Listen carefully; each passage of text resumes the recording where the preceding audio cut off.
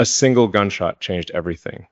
Charlie Kirk, the 1-year-old conservative powerhouse who built Turning Point USA from absolutely nothing, lay bleeding on a Utah campus stage. Within hours, while his wife Erica planned his funeral and tens of millions of Americans mourned, Congresswoman Ilhan Omar made a choice that would completely shatter her political future forever. She shared a video calling the murdered father and devoted husband, Dr. Frankenstein, coldly suggesting that his own monster had turned around and destroyed him. The timing was beyond cruel. The message was crystal clear. And the political consequences? Absolutely devastating. But what happened next shocked even seasoned political observers.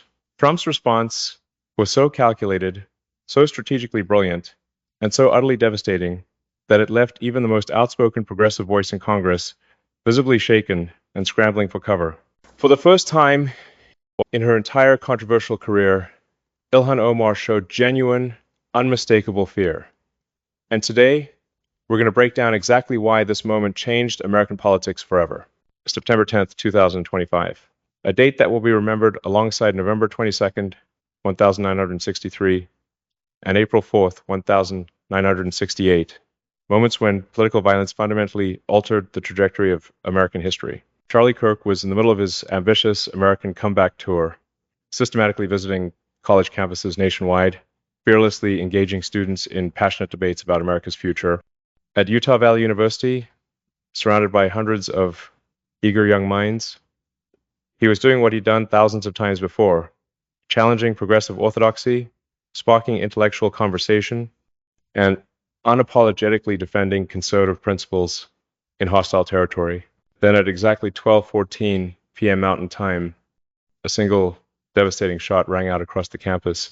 The young man who had revolutionized conservative youth activism, who had built America's largest conservative student organization from his teenage bedroom, who had married his college sweetheart, Erica, and become a devoted father, was gone in an instant, assassinated for his beliefs, murdered for speaking truth as he fearlessly saw it, cut down in his prime for the crime of loving America. The response was immediate and overwhelming. President Trump, clearly shaken, called him the Great, and even legendary Charlie Kirk. Vice President Vance, his close friend, wept openly on Air Force Two. Tens of millions of Americans from both parties mourned a voice that had inspired an entire generation of young conservatives to engage in the political process. Flags across the nation flew at half-staff by presidential proclamation, but not everyone mourned. And that's where the story really begins. Within just hours of Kirk's brutal assassination, as his devastated children were asking why Daddy wasn't coming home, and his widow was making impossible funeral arrangements, Ilhan Omar made a decision that would define the next chapter of American politics and potentially end her own career. She deliberately reposted a video that compared Charlie Kirk to Dr. Frankenstein, the fictional mad scientist whose own monstrous creation ultimately turns against him and destroys him. The implication was absolutely clear and breathtakingly cruel. Kirk had somehow created and nurtured the very hatred and violence that led directly to his own assassination. He deserved what happened to him, but Omar wasn't finished. She was just getting started. In a lengthy interview with the progressive outlet Sateo, she doubled down with shocking callousness. There are a lot of people out there talking about him just wanting to have a civil debate. But let's be honest about who Charlie Kirk really was. Charlie was someone who once said guns save lives immediately after a horrific school shooting. Charlie was someone who was willing to debate and actively downplay the death of George Floyd at the hands of Minneapolis police. Then came the line that would haunt her political career and possibly end it forever. Kirk's entire legacy should be relegated to the dustbin of history, and we should hopefully move on as a nation and forget the hate that he spewed every single day of his adult life. Think about that for just a moment. A sitting member of the United States Congress, someone who had sworn a sacred oath to represent all Americans regardless of political affiliation, was essentially celebrating and justifying the brutal assassination of a political opponent. This wasn't normal policy disagreement or even heated partisan rhetoric. This was something far darker and more dangerous. The backlash was immediate, intense, and remarkably bipartisan. Even progressive Democrats who shared Omar's far-left policy views found themselves deeply uncomfortable with her shocking timing and absolutely callous tone. When your own political allies start quietly distancing themselves from your comments about a murdered man, you know you've crossed a line that shouldn't exist in civilized American politics. But the worst was yet to come for Omar, because Donald Trump saw exactly what she had foolishly handed him on a silver platter. Donald Trump's response wasn't just another angry social media reaction. It was a masterclass in strategic political warfare that will be studied for decades. On Truth Social, Trump systematically dismantled Omar's entire position with the precision of a master surgeon. Ilhan Omar's birth, the country of Somalia, is plagued by complete governmental chaos, persistent, crushing poverty, widespread hunger, resurgent Islamic terrorism, dangerous piracy, decades of brutal civil war, systemic corruption, and pervasive violence that claims innocent lives daily. And a staggering 70% of the population lives in extreme poverty, struggling for basic survival. Somalia is consistently ranked among the world's most corrupt countries, plagued by endemic bribery, massive embezzlement, and completely dysfunctional government institutions. Then Trump delivered the knockout punch that would leave Omar reeling. All of this objective reality, and Ilhan Omar has the audacity to lecture America about how to run our country. P.S. Wasn't she the one that allegedly married her own brother in order to fraudulently gain American citizenship? What absolute scum we have in our great country telling loyal Americans what to do and how to think. This wasn't random Twitter rage or emotional overreaction. This was calculated, strategic, political destruction. He had expertly put Omar herself on the defensive about her own controversial background and questionable loyalty to American values. This is precisely where Omar's genuine panic became absolutely unmistakable to anyone paying attention. In her emergency damage control interview with CNN's Caitlin Collins, we witnessed a completely different side of Ilhan Omar that rarely appears in public, defensive, visibly rattled, and desperately trying to control a political narrative that was rapidly spiraling far beyond her ability to manage. When Collins pressed her directly about sharing the Frankenstein video, Omar's response revealed someone who clearly knew she was in serious political trouble. Look, we share videos all the time on social media. We don't have to agree with every single word or analogy, but I absolutely do believe he was a reprehensible, hateful man who spread division. But that desperate defense fell apart immediately under scrutiny. The rarely used but very real legal mechanism by which naturalized American citizens can permanently lose their citizenship if they obtained it through fraud, misrepresentation, or other illegal means. For years, persistent allegations had circulated about Omar's immigration history and path to citizenship. Trump had just made those whispered questions impossible for the mainstream media to continue ignoring. But Trump's masterful response was just the beginning of Omar's rapidly mounting political problems. What really demonstrated Omar's growing desperation was how quickly and completely her own Democratic Party abandoned her in her hour of need. When South Carolina Republican Nancy Mace introduced a formal resolution to censure Omar and strip her of all committee assignments, the Democratic response was notably lukewarm at best. This wasn't the usual immediate rallying around an attacked colleague that we typically see. This was careful political damage control.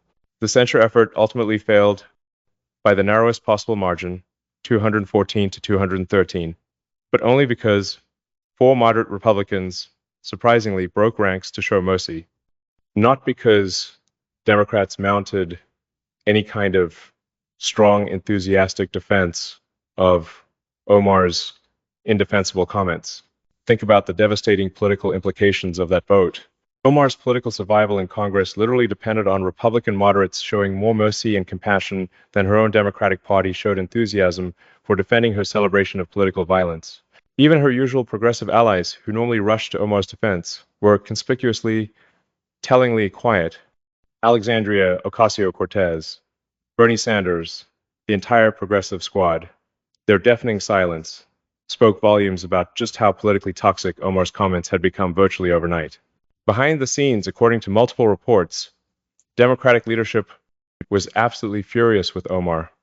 They were already facing serious challenges in competitive moderate districts nationwide, and Omar's public celebration of political violence was exactly the kind of extreme rhetoric that loses crucial swing voters and costs elections.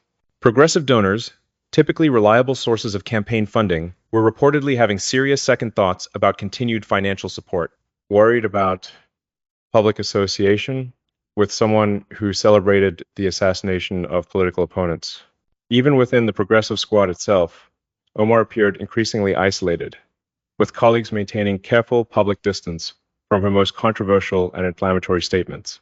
The visual and symbolic contrast couldn't possibly have been more devastating for Omar's political future. On September 21st, State Farm Stadium in Arizona filled with nearly 90,000 mourners paying tribute to Charlie Kirk's life and legacy. President Trump and Vice President Vance stood solemnly with Kirk's grieving family, demonstrating exactly what genuine leadership looks like during moments of national grief and loss.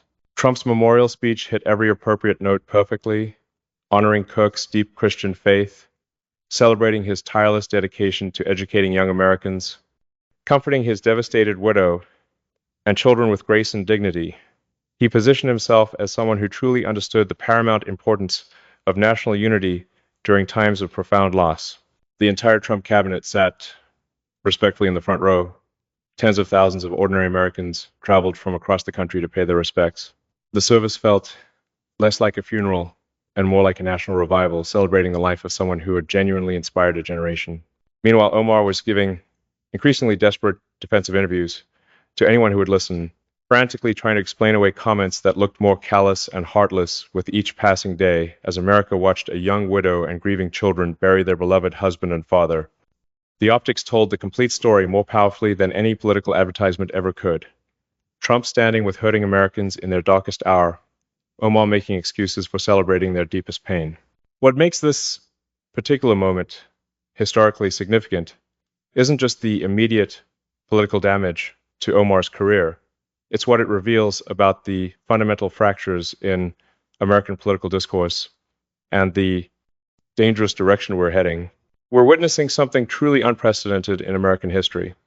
The complete breakdown of shared norms about basic human decency in politics, even regarding death and grief. There was a time in our nation's history when the death of any political figure, even a fierce opponent, triggered an automatic temporary ceasefire in political warfare. Leaders would offer sincere condolences, find common ground in shared humanity, and save their policy battles for more appropriate moments. Omar's response completely shattered that sacred tradition. Her willingness to celebrate Kirk's assassination, to mock his grieving family, to suggest his death was somehow justified by his political views. This represents a genuinely new and dangerous low in American political discourse. But Trump's response suggests something else entirely, that American voters, particularly those with the wisdom and experience that comes with age, simply won't tolerate this kind of behavior from their elected leaders. The speed with which Omar became politically toxic, the bipartisan nature of the fierce backlash, the way even sympathetic media outlets began questioning her judgment. All of this suggests that there are still some lines that cannot be crossed in American politics. So what do you think? Was Trump's response justified? Should Omar face more consequences beyond politics? Has she destroyed her political future permanently? Drop your thoughts in the comments below. I read every single one. If this breakdown opened your eyes to how political warfare really works, smash that like button. Subscribe and hit the notification bell for more deep political analysis you won't find anywhere else. And share this video with someone who needs to understand how real leadership works during crisis.